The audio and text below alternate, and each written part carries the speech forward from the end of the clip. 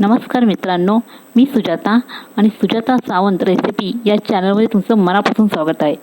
आजची रेसिपी आहे मालवणी पारंपरिक पद्धतीने बनवलेलं आळूचं फतफत।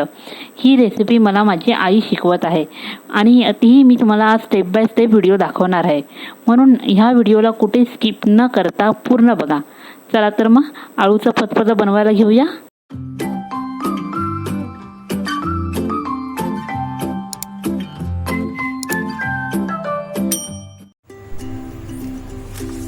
हे बघा, ही आहेत आळूची पानं। ॲक्च्युली मी पानं किती 8 ते 9 पानं मी घेतलेली आहेत आणि मी दाखवण्यासाठी तुम्हाला 2 पानं दाखवते।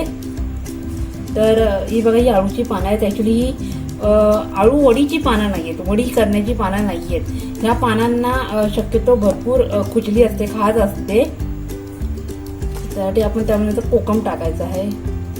हे बघा, आता आपल्याला ह्याचे देठ काढायचे आहेत।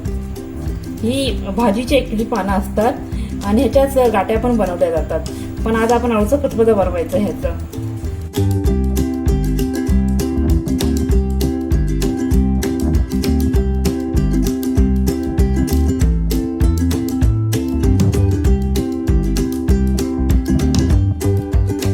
आता जे देठ आहेत हे आपल्याला बारीकच कापायचे आहेत, पण कापण्याच्या अगोदर हे जे आहे असं काढून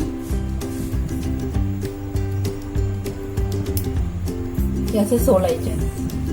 हा जो वरचे जे साल आहे ते मेन म्हणजे आपल्याला काढून टाकायचं आहे।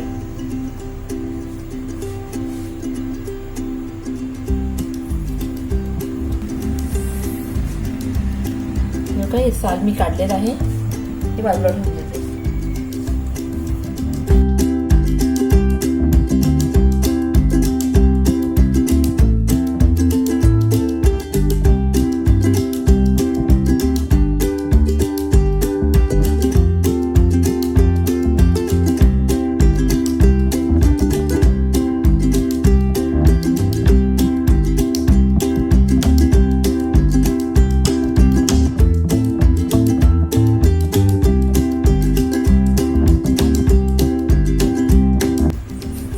ही जी भाजी आहे तसं तर मी तुम्हाला थोडंसं दाखवते।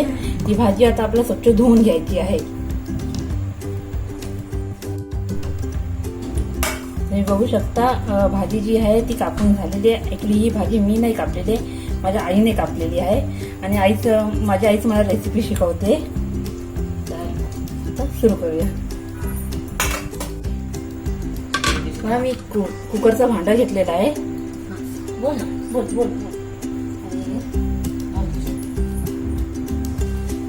आणि हे जे आहेत हे सगळी पानं, ही देठ वगैरे सगळं काही जे कापलेलं आहे ते आपण कुकरमध्ये टाकायचं आहे। जर तुम्ही आळूची पानं कापतायत तर आईने सांगितलं की आळूची पानं कापताना हाताला कोकमचं पाणी किंवा चिंचेचं पाणी तुम्ही लावा, कारण तुमच्या हाताला खुजली येणार नाही। मी हे चणे घेतलेले आहेत, कुणी शेंगदाणे घेतं तर कुणी वाटाणे वगैरे घेतं, तर मी हे चणे घेतलेले आहेत ॲक्च्युली।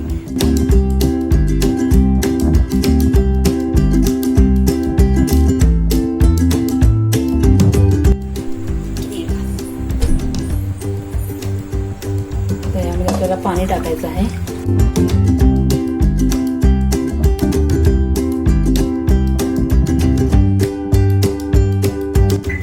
मी कोकम घेतलेले आहेत, हे जरा जास्तच कोकम घेतलेले आहेत। का? कारण ही जी आळूची पानं असतात त्यांना आग भरपूर असते, खाज भरपूर असते, म्हणून ही एवढे जास्त कोकम घेतलेले आहेत। आणि मालवणमध्ये चिंचेचा कोळ जास्त न यूज करता कोकम जास्त यूज केलं जातं। तर आपण हे टाकूया। तुम्ही चिंचेचा कोळ पण टाकू, तुम्ही चिंचेचा कोळही टाकू शकता जर तुमच्याकडे असेल तर, पण कोकणामध्ये मालवणमध्ये कोकम टाकलं जातं। झाकण लावते। आपल्याला कुकरची जी शिटी आहे साधारण 5 किंवा 6 पर्यंत करायची आहेत। का? कारण याच्यामध्ये चणे आहेत आणि ते शिजण्यासाठी त्यांना वेळ लागतो।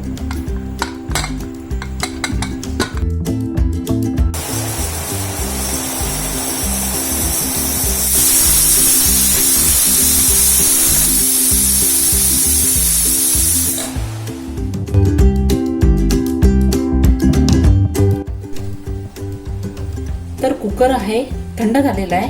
आता आपण याला ओपन करूया. त्याच्यावर थोडी शिटी वर उचलून बघायची आहे.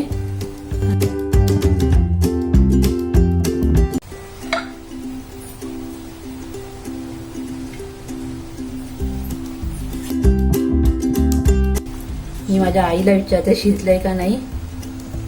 शिजलंय.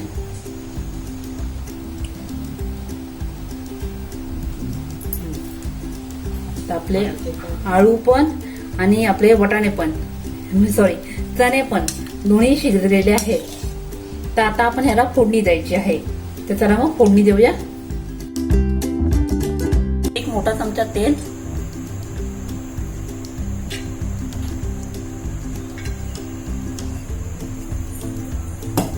तेल आपल्याला तापवायचं आहे.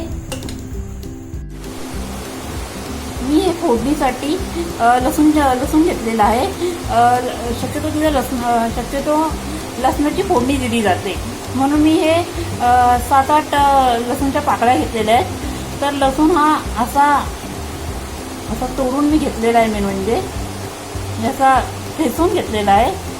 जेव्हा लसूण ठेचला जातो आणि मग फोडणी दिली जाते तेव्हा त्याचा जो स्वाद आहे, ती टेस्ट आहे, ती खूप छान लागते.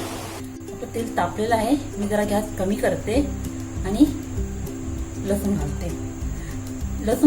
लसूण घातल्या आपल्याला त्यावर झाकण ठेवायचं आहे. कारण याची जी चव आणि टेस्ट, जी वाफ आहे, ती त्यामध्येच फिरली पाहिजे.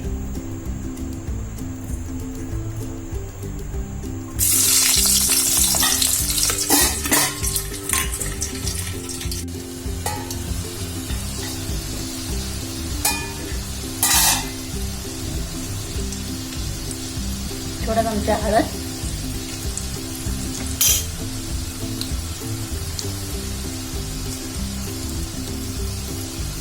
लाल तिखट मसाला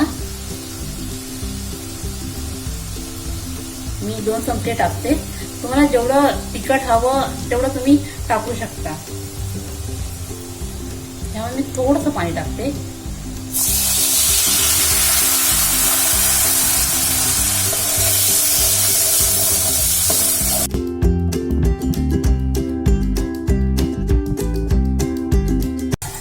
आपल्याला आळू ओतायचा आहे.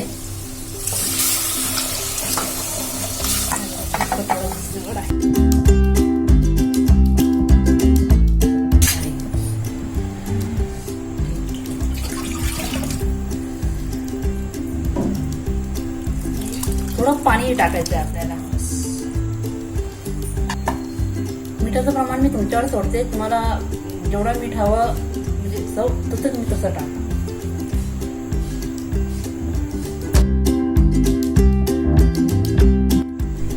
बघू शकता मी हे तांदळाचं पीठ घेतलेलं आहे.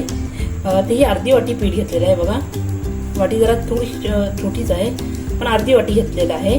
तर आता आपल्याला ह्यामध्ये पाणी घालून ढवळायचं आहे आणि प्लस हे आपल्याला आळूच्या फतफत्यामध्ये टाकायचं आहे. मी ह्यामध्ये हे पीठ घेतलेलं आहे. आता याच्यामध्ये पाणी टाकूया.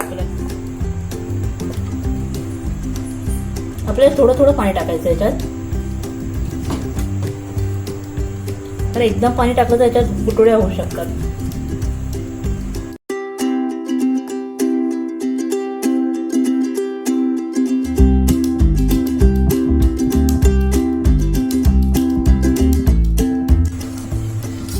मी एकदम हे पातळ केलेलं आहे.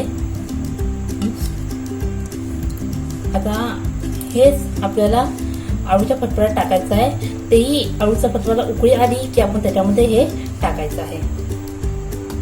उकळी याला आलेली आहे तर मी गॅस लो करते आणि आपण बघूया.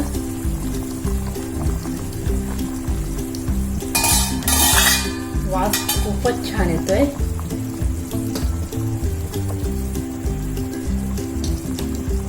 आता आपण गॅस स्लो करून आपल्याला हे घालायचं आहे. एका हातात चमचा घेते आणि एका हातात हे घेत आहे. जसं मी ओतत जाईन तसं मी हलवत जाईन.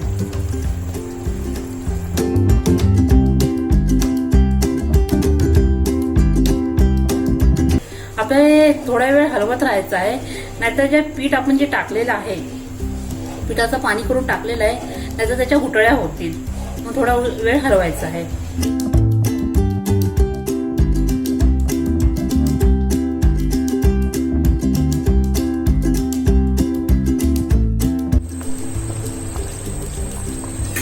बघू शकता आपलं हे जे आळूचं फतफत आहे ते झालेलं आहे. आता आपल्याला ह्यामध्ये टाकायचं आहे हे ओल्या नारळाचं खोबरं आहे ते आपण टाकलेलं आहे. मी किसून घेतलेलं आहे ते आपल्याला टाकायचं आहे.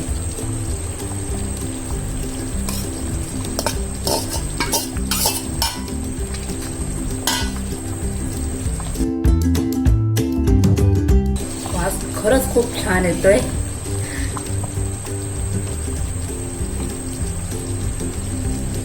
आता मी गॅस बंद करते.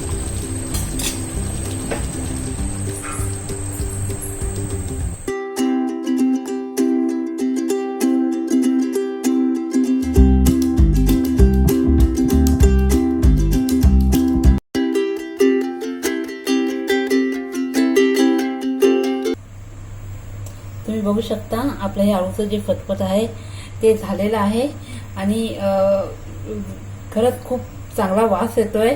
खूप छान लागतं, खूप टेस्टी लागतं. तुम्ही करून बघा. तर थँक्यू ही रेसिपी बघण्यासाठी. आणि जर तुम्हाला रेसिपी आवडली असेल तर माझ्या चॅनलला सबस्क्राईब करा, लाईक करा. धन्यवाद.